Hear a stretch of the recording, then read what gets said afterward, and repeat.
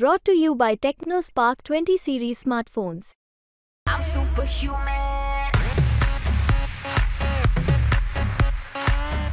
धर्मापुरीला असं झालंय की मुस्लिम समाजाच्या लोकांनी तक्रार केली की आम्हाला वोटिंग करू दिलं नाही।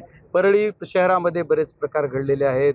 वाघबेट आहे, डबल सांगितलं, जिरेवाडी सारख्या गावात झालेलं आहे। म्हणजे प्रत्येकाचं एव्हिडन्स आहेत। नंदागौळला काही प्रकार झाला, म्हणजे असे काही जी गावं आहेत त्याची तक्रार नावानिशी गावाच्या मी दिलेली आहे। त्या तक्रारीवर कलेक्टर महोदयांनी कुठेही गांभीर्याने बघितलेलं नाहीये। कलेक्टर या जिल्ह्याच्याच सासर त्यांचा आहे, त्यांचे पतिराज याच जिल्ह्यातले कनेरवाडी गावचे आहेत, तरी पण त्यांना इथं का ठेवलं ही संशयास्पद पहिल्यांदा आहे। आणि त्या इथं का राहिल्या, त्यांनी स्वतः आपण नाही राहायला पाहिजे होतं, त्या इथं राहिलेल्या आहेत। मला तर इथून पुढची प्रक्रिया सुद्धा ती पारदर्शक करतील याच्यावर संशय आहे। आणि याच्यानंतरचा विषय असा आहे, एवढ्या एक कलेक्टरच नाही तर जे आणखी जे तुमचे व्यंकटेश मुंडे नावाचे तहसीलदार आहेत परळीचे, त्यांनी सुद्धा निवडणूक प्रक्रियेच्या काउंटिंगमध्ये हजर राहू नये किंवा त्यांना इन्व्हॉल्व करून घेऊ नये असं आपल्या माध्यमाच्या बाजूने मी कलेक्टरना विनंती करणार आहे। पण ते काय करतील मला माहीत नाही, कारण त्यांनी त्या दिवशीची ट्रीट सगळ्यांना आम्हाला केलं ते अगदी संशयास्पद आहे। आणि त्यांनी संशयास्पद म्हणण्यापेक्षा एकतर्फी बाजू घेतली।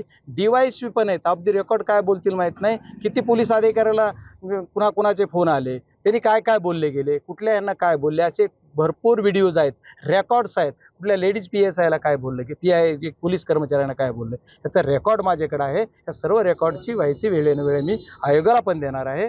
आणि आज यांच्यावर ॲक्शन ही घेतली पाहिजे कलेक्टर महोदयांनी, ज्या निवडणूक अधिकारी निर्णय अधिकारी म्हणून ते काम बघतात त्यांच्याच कामावर मला संशय येतोय आणि यांनी पारदर्शकता दाखवावी अशी विनंती। म्हणजे काउंटिंगच्या दिवशी काय घडलंय याच्यावर माझा आक्षेप आहे आणि त्या आक्षेपाला निवडणूक आयोगाने मान्य करून फेरमतदान घेतलं पाहिजे।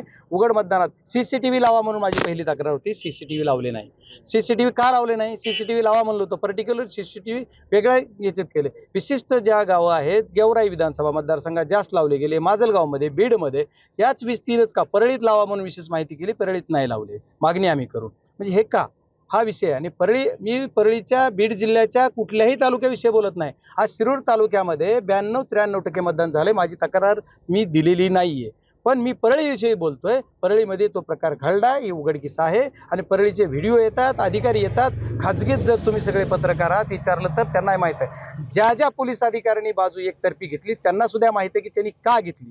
आणि त्यांना मी पर्सनली म्हणलो, पर्सनल माझं त्यांचं कुणाचं रिलेशन नाही आहे किंवा माझी त्यांची दुश्मनी नाही किंवा ओळख असण्याचं कारण नाही। जे प्रशासन आणि शासन या दोन्ही बाजू मांडताना अधिकाऱ्यांनी एकतर्फी बाजू घेतली, ही बाजू एकदम चुकीची बाजू आहे।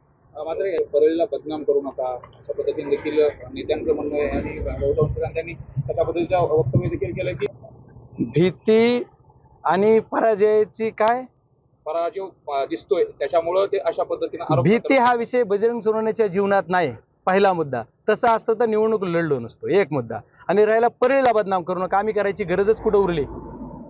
अरे तुम्ही स्वतः सगळं करताय, आम्ही काय करतोय, आम्ही कशाची बदनामी करतोय, तुमच्या रेकॉर्ड्स आहेत, तुम्ही अरे इथं तुम्ही काय बोललाय रेकॉर्डमध्ये, ऑन द रेकॉर्ड आहे की ॲडव्होकेट। आणखी दुसरी एक क्लिप झाली, त्यांचा आवाज आहे की तुम्ही इथं माझी प्रतिष्ठा लागली, माझी इज्जत चालली, असे सुद्धा मतदारांना तुम्ही या।